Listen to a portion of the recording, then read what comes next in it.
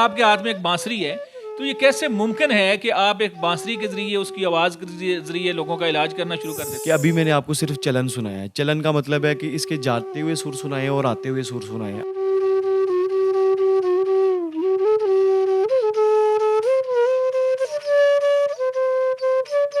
मैं एक हॉस्पिटल में गया, वो मेरे साथ बैठे हुए हैं। मुझे नहीं पता था कि वो कैंसर के पेशेंट हैं। तो वो पहले रो रहे थे, फिर एकदम हँसना शुरू हो गए। मैंने कहा, "आप ये क्या चक्कर है?" उन्होंने मुझे बताया कि यार मैं कैंसर का पेशेंट हूँ।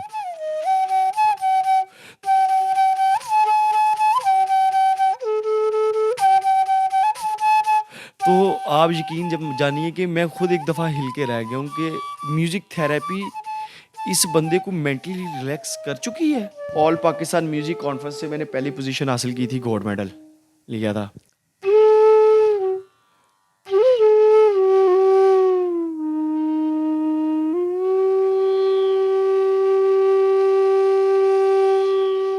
हमारे साथ मौजूद हैं उमैर मुग़ल साहब, जो म्यूज़िक के ज़रिए बीमारियों का इलाज करते हैं, लोगों को डिप्रेशन से निकालते हैं।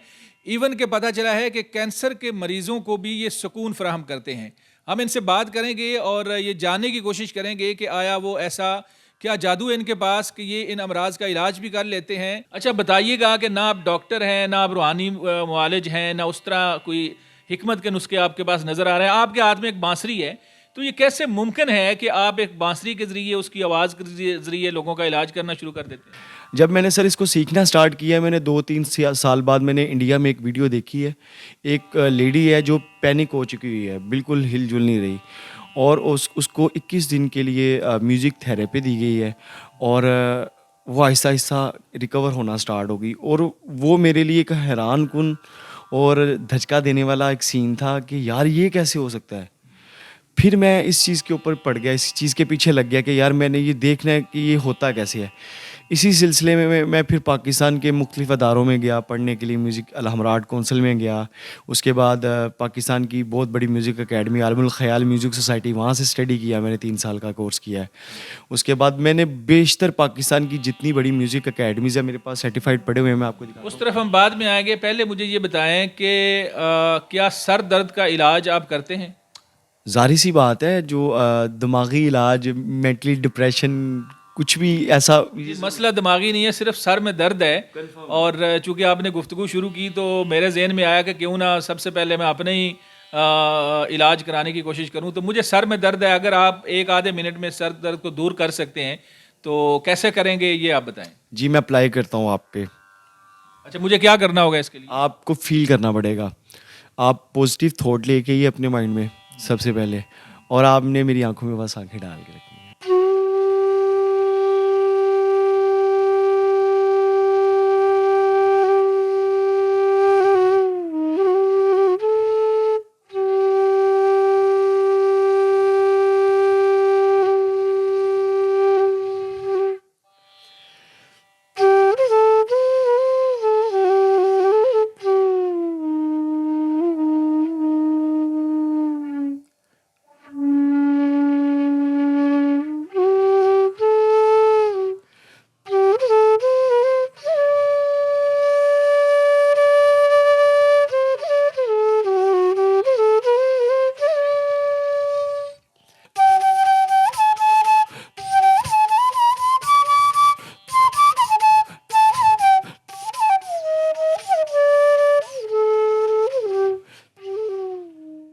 वाक़ई नाज़रीन, सर में हल्का-हल्का पेन महसूस हो रहा था सफ़र की वजह से। और जो बात इन्होंने की उस बात में हकीकत मुझे प्रैक्टिकली ख़ुद भी नज़र आई।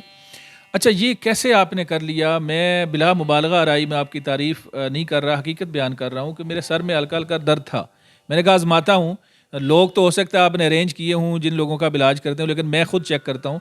तो ये कैसे मुमकिन हुआ? क्या इसके अंदर क्या चीज़ है ऐसी? सर, सबसे पहली बात है कि सुर में बड़ी ताकत है। तो सबसे इसमें आपको एक चीज़ बताता हूँ कि अभी मैंने आपको सिर्फ चलन सुनाया है। चलन का मतलब है कि इसके जाते हुए सुर सुनाए हैं और आते हुए सुर सुनाए हैं। अभी इसका कोई भी स्पेसिफ़िक आपको अलाप सुनाया भी नहीं गया। अगर आपको मैं उस कंडीशन में लेके जाऊँ, शायद आप और भी ज़्यादा इसको महसूस कर पाते। अच्छा, मुझे ये बताएँ कि मैं आपकी बात काट रहा हूँ, कैंसर के जो मरीज़ हैं उनको भी आप सुकून फराहम करते हैं, उनको इलाज करते हैं, उनको सूरत से बाहर निकालने की कोशिश करते हैं, ये मुझे पता चला है। तो ये कैसे मुमकिन होता है? कैंसर तो एक मूज़ी मर्ज़ है और यहाँ तो स्पेशल हॉस्पिटल बने हुए हैं उनके इलाज मुआलजे के लिए। तो आप किस तरह से उन पेशेंट को बाहर निकालते हैं? सर यकीन मानिए मैंने ऐसे ऐसे दिलेर मर्द, औरतें और बच्चे देखे हैं जिनको कैंसर होने के बावजूद वो किसी को फील नहीं करवाते कि यार कि मुझे कैंसर है, हालांकि वो अंदर से टूटे हुए होते हैं। और जब मैंने इसके ऊपर स्टडी करना स्टार्ट की, जब इनके ऊपर अप्लाई करना स्टार्ट किया, मैंने कहा यार एक कैंसर का पेशेंट था, तो मुझे नहीं पता था कि वो कैंसर का पेशेंट है। तो मैंने उनको कहा कि भाई आप यहाँ पे क्या कर रहे हैं। मैं एक हॉस्पिटल में गया, वो मेरे साथ बैठे हुए हैं, मुझे नहीं पता था कि वो कैंसर के पेशेंट है। वहाँ पे मैं एज ए म्यूज़िक थेरेपी काम कर रहा हूँ, मेरे पास आके बैठ गए हैं। तो वो पहले रो रहे थे, फिर एकदम हंसना शुरू हो गए। मैंने कहा आप ये क्या चक्कर है? कहते कुछ नहीं। मैंने उनसे ज़िद की, उन्होंने मुझे बताया कि यार मैं कैंसर का पेशेंट हूँ। तो आप यकीन जब जानिए कि मैं खुद एक दफ़ा हिल के रह गया हूँ कि म्यूज़िक थेरेपी इस बंदे को मेंटली रिलैक्स कर चुकी है। यानी आपने उसका इलाज कर दिया, उस पोज़ीशन से बाहर निकाल दिया, लेकिन आपको भी पता नहीं चला? मुझे खुद तब आइडिया नहीं था ना कि what is music therapy. Music therapy है क्या चीज़? पाकिस्तान में तो इस चीज़ का नाम ही नहीं है। सबसे पहले तो ये चीज़ है। जब मैं उस बंदे के ऊपर अप्लाई किया, जब वो इस कंडीशन से बाहर निकला, उसके चेहरे पे थोड़ी-सी मुस्कुराहट आई, मैंने तब थीम मान ली। मैंने कहा नहीं, मैंने करना तो यही करना है। मैंने लोगों को डिप्रेशन से बाहर निकालना है। जिनके जो मेंटली डिसऑर्डर के पेशेंट हैं। ये आपके पास सर्टिफिकेट कुछ पड़े हुए हैं, ये कहाँ-कहाँ से आपको मिले हुए हैं? और ये क्या है, बाकायदा आपने म्यूज़िक की क्लासेस ली हुई हैं, मुस्तनद हैं, या वैसे ही इस काम के ऊपर आप वीडियोज़ देख-देख के लग गए हैं? तो ये ज़रा बताइएगा। नहीं, नहीं। सबसे पहले तो हीर वारिस शाह सरकार है, क्योंकि सूफियाना कलाम साथ-साथ बताते जाएँ। ये सर कौन-सा ये सर्टिफिकेट? सर ये मैं ऑल पाकिस्तान म्यूज़िक कॉन्फ्रेंस से मैंने पहली पोजीशन हासिल की थी, गोल्ड मेडल लिया था। अच्छा, गोल्ड मेडल आपने लिया। हाँ, ये ऑल पाकिस्तान, ये आप देख लीजिए। अच्छा, ये अगला क्या है? अगला भी पाकिस्तान ऑल म्यूज़िक कॉन्फ्रेंस की सेकंड पोजीशन भी मेरे पास ही है। अच्छा, ये नीचे।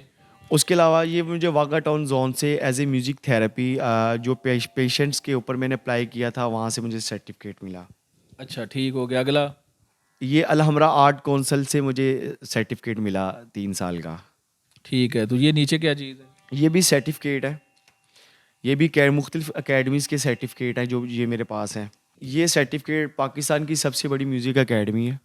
ये मुझे वहाँ से सर्टिफिकेट मिला 3 साल का। नाज़रीन, कुछ पेशेंट, कुछ दोस्त इनके आए हैं जो जिस बीमारी में है या जो भी उनका मसला है, वो मसला हल कराने के लिए हम इनसे बात करते हैं दोबारा से। अच्छा सर, ये जो दोनों लोग आए हैं, ये किस सिलसिले में आए हैं? बेसिकली आजकल जो मुल्की हालात हैं, ये बिज़नेस स्ट्रेस की वजह से यहाँ पे अवेलेबल है। बिज़नेस स्ट्रेस है, तो बिज़नेस स्ट्रेस से आपकी बांसुरी कैसे निकालेगी? इनको दिमागी सुकून देना मेरा मेन मकसद है। ये खुद ब खुद आपको खुद बताएंगे, मैं पहले आपको प्रैक्टिकल करके दिखाता हूँ। अच्छा, पहले मैं उनसे पूछ लेता हूँ। माजिद साहब, आपको वाकई डिप्रेशन का मसला है मुल्की हालात की वजह से, या आपके बिज़नेस को लेके वाकई मसला है?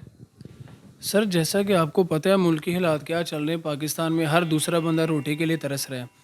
तो हर बंदा एक दूसरे को खाने के लिए पड़ रहा है। तो जिस तरह सबसे ज़्यादा जो मुतासर हुए हैं वो कारोबारी तबका हुआ है। तो जो है ना, ये हमें क्लास वगैरह देते हैं, उस वजह से ये होता है कि मेंटली थोड़ा ना रिलैक्सेशन मिल जाती है हमें। चलें जी, उमैर साहब शुरू करें जी, मेंटली इनको थोड़ा रिलैक्स करें, और किस तरह से करेंगे हम अब जानते हैं प्रैक्टिस। मैं इनको राग मधुमती सुनाने लगा हूँ क्योंकि मॉर्निंग का टाइम है। तो ये आप इनको खुद देखिएगा।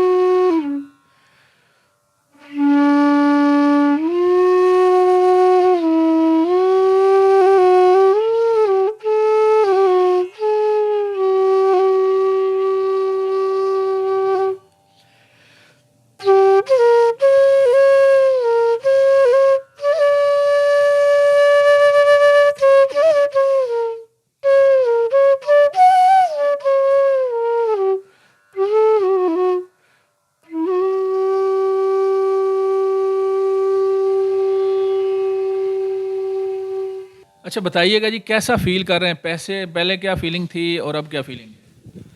पहले ये था सर, टेंशन थी कि जो भी मैंने आपको बताया हमारे बिज़नेस के हवाले से, अभी ये है कि वक्ती तौर पे ना रिलैक्स हो जाता है बंदा। मतलब हर चीज़ ख़त्म करके कुछ नहीं पता लगता बंदे को, कहाँ हूँ, क्या हो रहा है, क्या नहीं। मेन के मेंटली रिलैक्सेशन हो जाती है कुछ टाइम के लिए। कुछ टाइम के लिए मेंटली रिलैक्स हो जाते हैं, ये माजिद मलिक साहब कह रहे हैं कि मैं भी रिलैक्स हो गया हूँ। मैंने भी महसूस किया कि सर दर्द था और मेंटली इन्होंने रिलैक्स कर दिया। ये बड़ा एक मुनफरिद सा आर्ट है और बांसुरी के ज़रिए स्ट्रेस से निकालना, बीमारियों से वक्ती तौर पर इंसान को ज़रा रिलैक्स करना, तो ये बड़ी मुनफरिद चीज़ है। हम इस तरह की और स्टोरीज़ भी लेकर आपकी खिदमत में हाज़िर होंगे। इजाज़त दें, अल्लाह हाफिज़।